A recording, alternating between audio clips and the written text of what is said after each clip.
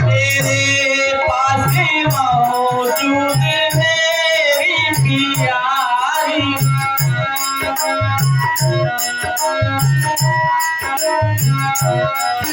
वो जाते ही जाते तेरे मन बनेंगे वो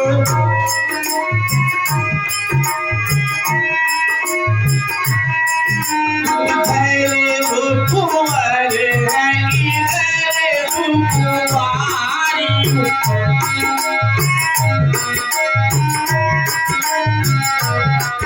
तेरे पास मौजूद मेरी प्यारी मेरे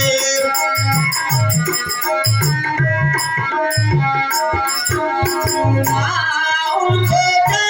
करके ख्वाहिश ये दिल की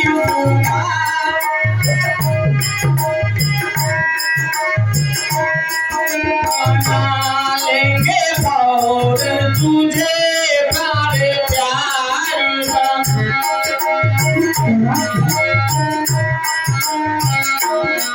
तेरे पास मौजूद मेरी प्यारी मेरी प्रिय जानकी जी मेरे साथ हैं, तो इसलिए मेरा कहना मानिए। वो मेरे छोटे भाई लक्ष्मण जी बैठे हुए, आप उनके पास जाइए और अपने दिल की बात कहिए, वो आपकी बात को